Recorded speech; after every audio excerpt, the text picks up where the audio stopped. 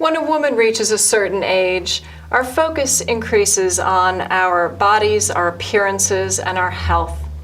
My guest today is Dr. Natasha Chinn. Dr. Chinn is a partner with Brescia and Migliaccio, MD-PC. She's a trailblazer for women's health. Dr. Chinn's approach is to look at total women's health at every stage of her life. She's passionate about treating the entire being, which she describes as encompassing spirit, mind, and body. She's a strong proponent of identifying the root cause of her patients' illnesses and not just treating the symptoms associated with them. Welcome, Dr. Chinn. Thank you so much for coming today. Thank you so much for having me. So I'm excited to hear about this because you are a proponent of women's health at every stage of life. What interested you in women's health? Well, I believe that women are the backbone of our society. We're the moms, we're the nurturers, and the caregivers. And I believe that because of that, if we take care of women, spirit, mind, and body, then in that way, that enables us to take care of families. That enables us to then take care of communities and society at large. So, you're adept at every stage of women's health. Can you take us a little bit through those stages and then especially what we should start expecting at a certain age? Absolutely. So as women, from the time we're girls, we go through different stages of life, right? So from the time a girl gets her first period and has development of breast and pubic hair throughout the reproductive years where there's childbearing to the time period that you're talking about, which is the perimenopausal and menopausal phase of life, there are various changes. Now, if we specifically talk about perimenopause and menopause, those changes are not limited to, but include everything from the infamous hot flashes to changes in your hair, your skin, breast tenderness, changes in your mental acuity, your libido, your vaginal dryness, and that's just to name a few. The other thing is there's an increased risk after the perimenopausal and menopausal age of things like heart disease, diabetes, etc. And so talking again a little bit about menopause, some women seem to just coast through it, and other women seem to suffer more. So can you tell me a little bit about menopause and how to travel gracefully through it? So menopause is this storm that we all, if we're lucky enough to live that long, will go through. And so the key is to really figure out what is the umbrella. And when you're talking about the umbrella with menopause, it's important to approach it from, again, body, mind, and spirit, right? So when addressing the body, what you allow into your body becomes important. When you're weathering the storm of perimenopause and menopause, you want to have an anti-inflammatory diet that's filled with vegetables and fruits. In fact, I usually recommend that women try to get 8 to 11, I know it sounds like a large number, servings of vegetables, mostly green leafy ones, and perhaps like 1 to 2 servings of fruit a day. Also lean protein, things like wild salmon, sardines, if you eat beef, grass-fed beef, and really to limit things like processed sugars and limit things, also limit dairy, cheese, because those things are inflammatory. The reason why we want to limit those things is because when we do that, those vasomotor symptoms that we have, so all the things that I mentioned before can be curtailed. The other thing is then we're getting adequate vitamins such as B6, which helps to calm our mind and can also help with hot flashes, magnesium, which helps with that as well. So having that healthy approach with body is key.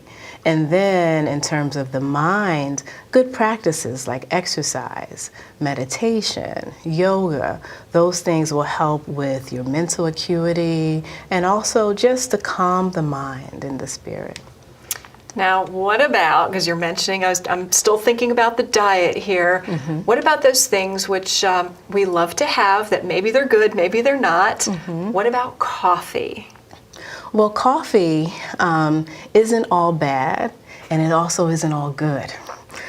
So coffee has been shown to have some benefits, like anything from increasing your metabolism and helping with weight maintenance and weight loss, to some studies suggesting that it can slow the progression of type 2 diabetes. However, with coffee, we have to remember a few things.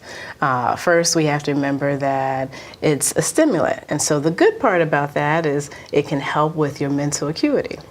The bad part is that in excess, meaning perhaps more than 1 to 2 cups a day, it can make you jittery and actually have the adverse effect. The second thing is it also depends on what we put in the coffee.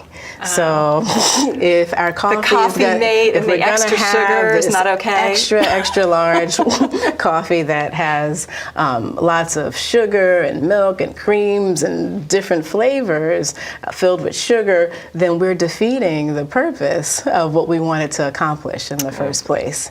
And the third thing that you have to be mindful of is that caffeine is addictive. And so in excess, the hard part about it is if you try and scale down, many women, well actually men and women, will have headaches, drowsiness, grumpiness, and some have a really difficult time getting through their day.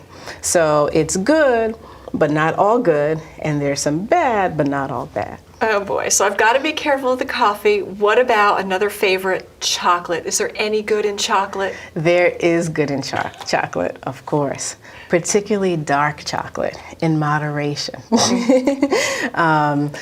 Dark chocolate has antioxidant effects, and so it's good. But again, you don't want to eat a pound of chocolate, and you don't want to eat chocolate that is chocolate. You want to really have a good dark chocolate. So you want to have the real, when it says like 80% cocoa, exactly, that's what you want. Exactly. Okay. And what about, one more sin, but I love it, what about the red wine?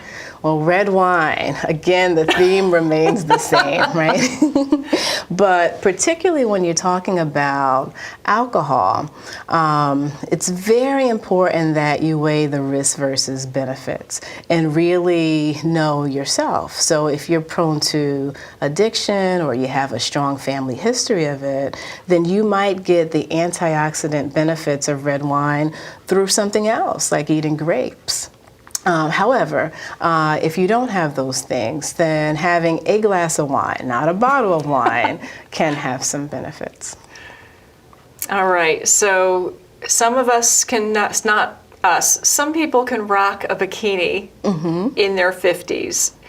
Can we all do that? Is it something we can attain? What does it take to look our best? Well, all of us can wear a bikini. Okay. In public. All of us could wear a bikini in public. All of us might not want to. But in terms of body type and whether or not you might feel comfortable, first of all, of course, beauty is in the eye of the beholder, right? But if we're talking about a healthy body, healthy lifestyle, we have to consider that genetically we're all a little different in terms of body type. And that part we don't have that much control over. What we do have control over is what we what we allow into our bodies, right? So if you want to wear that bikini, then again it goes back to having a healthy diet, preferably an anti-inflammatory diet. and also exercise as well.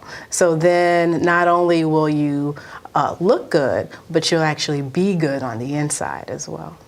And it sounds like a lot of this has to do with your mindset. How important is your mindset? Mindset is key. You are who you think you are, right? And so a positive mindset can affect everything from your mood to your metabolism to really just how you go about how you treat yourself, spirit, mind, and body again. And so it really starts with the mind. And so things like meditation, yoga, things that help you to focus and really center on who you are and what you're allowing into your environment is key to how you ultimately live your life and the results that you see, body, mind, and spirit. And does this tie into our stress too? I mean, I've heard stories about some women that they are so stressed they wake up crying. Absolutely.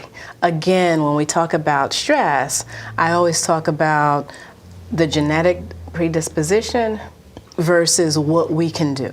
So there are some people who are have a strong family history of anxiety, depression, and mental health issues. And oftentimes, if they know that, then they can have intervention with what they allow into their body, as well as perhaps conventional or integrative counseling. And then practices such as meditation and yoga, things that help to center the mind, quiet the mind as well can help.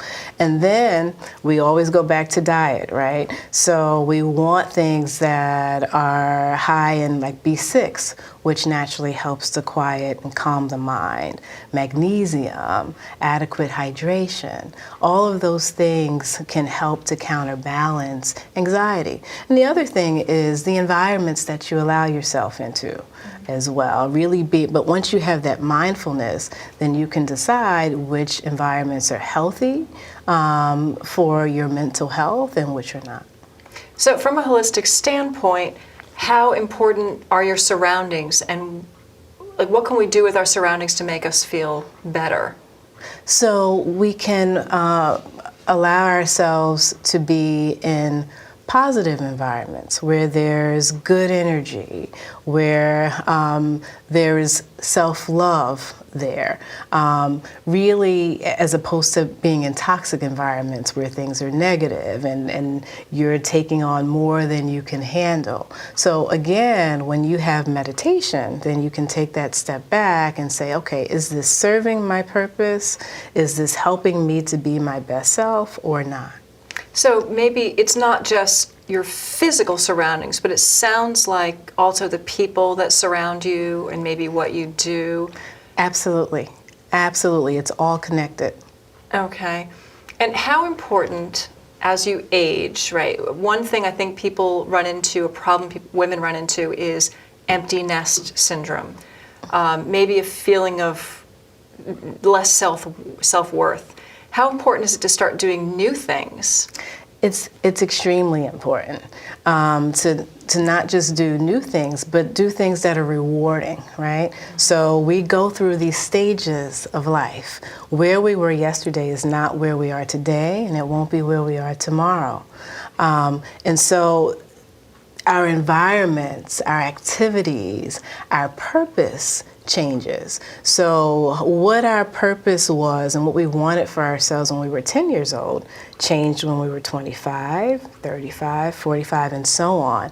And so really finding in this moment what it is that satisfies you, fulfills you, and is your contribution to our world at large in this moment is key. And understanding that that is not the same. It's fluid, right? So it's not what it was yesterday is not what it is today. And that's okay. Yeah, and that's change normal. is okay. Change is not only okay, but it's normal and expected. So you got to go with it. Absolutely. Now, we talked a lot about diet. Sometimes I think about, all natural. Is all natural necessarily good for you? If it says holistic, do you know, is it okay to take? I mean, you mentioned a few vitamins, but where's the limit? What should we not be putting in our bodies? So you always want to be careful when you see things that say, oh, it's natural, or, it's holistic, or this is, highly recommended as a natural approach.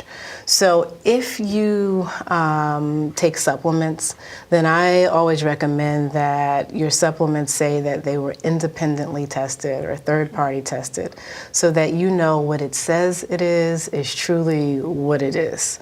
And then all natural, there are not that many mandates on who can put what all natural is, and so not really an across-the-board definition for that. So that's why knowing what's third-party tested is key. Also incorporating a lot of live fruits and vegetables, because that's all natural, right? Mm-hmm. You know where that came from, and if you get it from a source that doesn't have a lot of additives or pesticides, then you can rest assured that that's fine.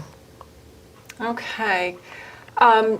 What about, so we talked about changes in health. What about problems? So if I experience a change in my body, what should I be concerned about, and what can I just ignore?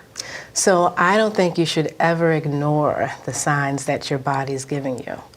I really believe that our body speaks to us, and clinicians are translators. Mm-hmm. We help you to really interpret what your body is trying to tell you.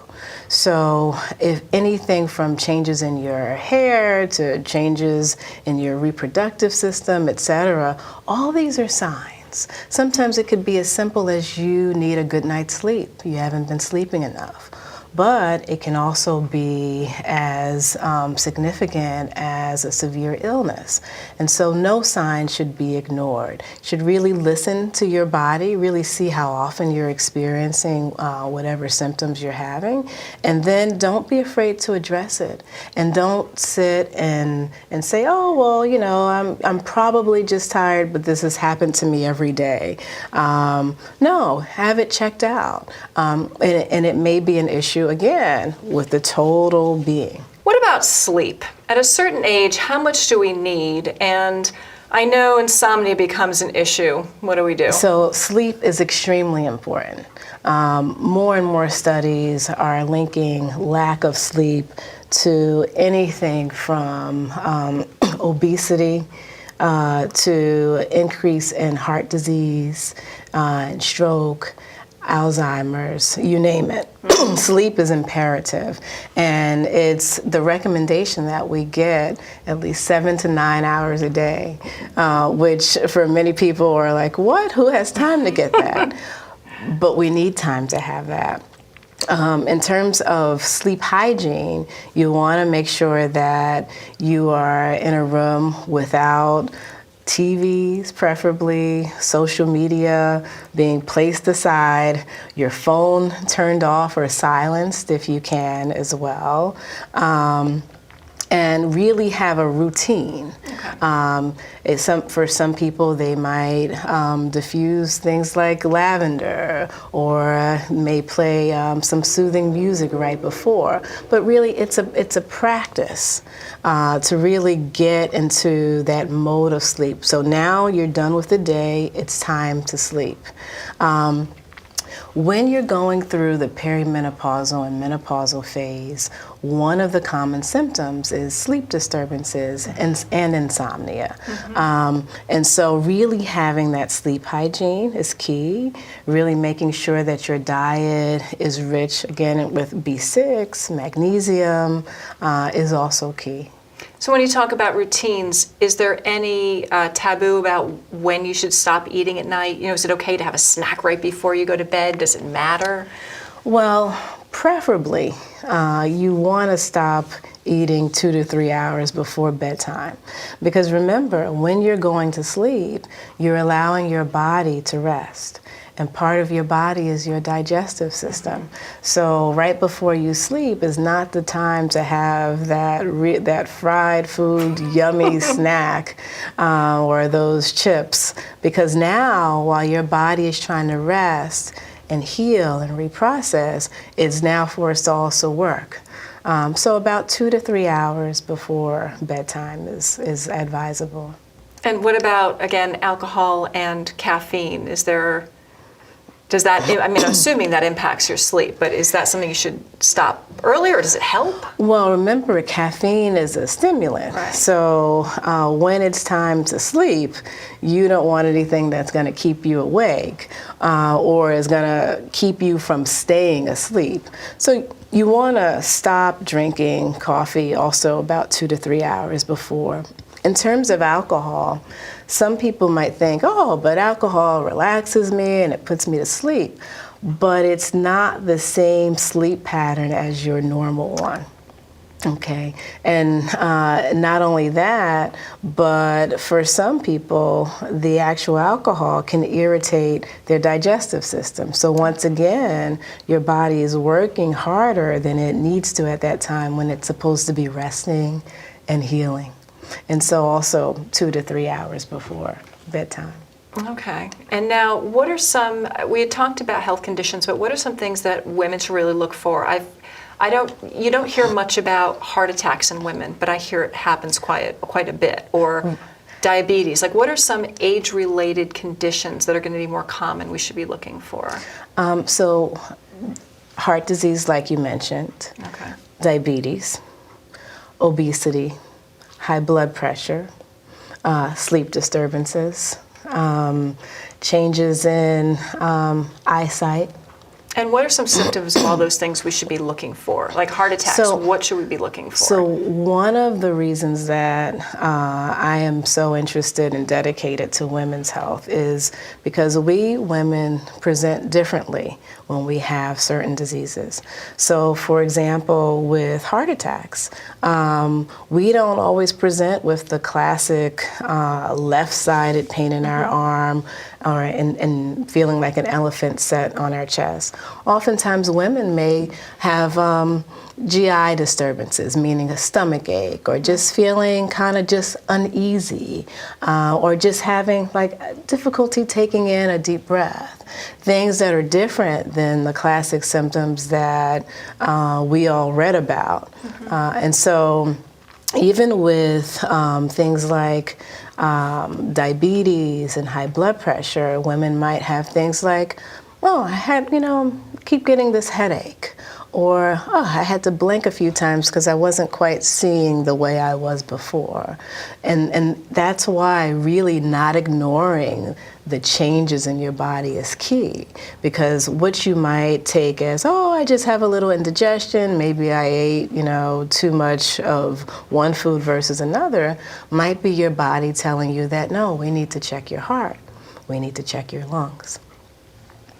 And how important is it? I mean, we need our regular physicals, right, once a year. Yes. Is it important to also go to your OBGYN? Is your GP enough? What doctor should you be seeing? Again, as you age, which ones become more important?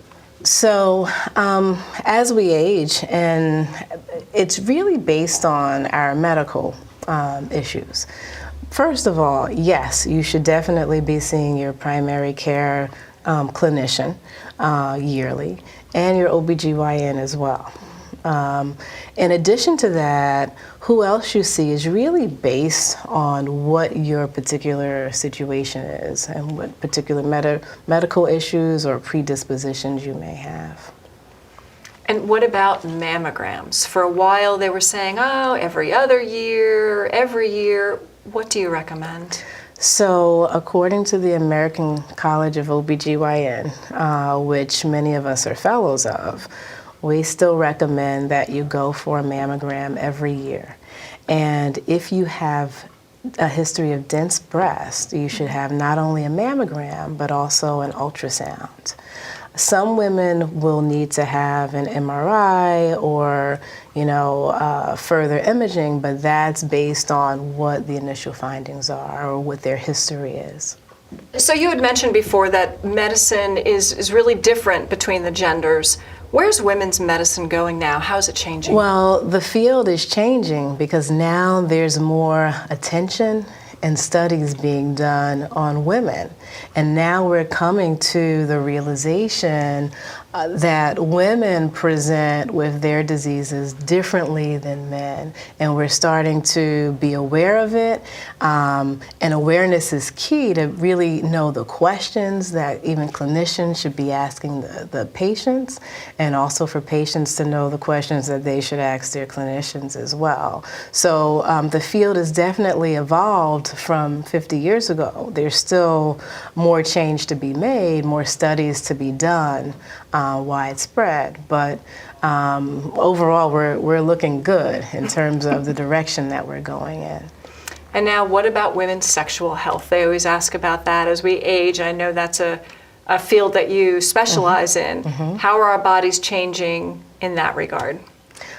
So in terms of perimenopause and menopause, one of the common symptoms is decreased libido and vaginal dryness and pain with sexual intercourse. And the reason why that happens is because when we're in this stage of life, our estrogen levels decrease. And estrogen is what gives the vaginal tissue its vitality. It's what we need for our libido and what we need to really enjoy sex. And so my questions every day I'm asked, so what do I do, right? And do I need hormones? And can something be done, really, is the first question. And the answer to that is always yes, right? So again, in terms of controlling those vasomotor symptoms, healthy diet, anti-inflammatory diet definitely helps with sexual health. In terms of vaginal dryness, I usually recommend that women use a natural approach first, so something like coconut oil. There are a couple of studies out that show that coconut oil may have some similar properties as estrogen cream without having the hormonal effect. And of course, there are vaginal creams, vaginal estrogen creams that can be placed in the vagina to also help with the integrity of the vaginal tissue and therefore improve the sexual experience. And then there are also natural supplements, things like there's one called maca, which maca is a root from Peru. It's in the same family as broccoli. But what maca is it's what we call a natural adaptogen. So basically what that means is it naturally helps to regulate and balance out our hormones. And so many of my patients incorporate that into their diet in powder form or pill form. And there's a slew of other supplements as well.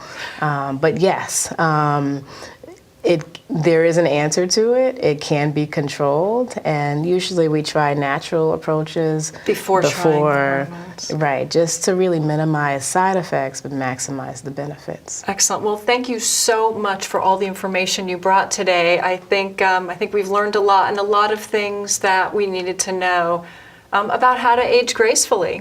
So, Absolutely. Dr. Natasha Chinn, thank you very much. Thank you.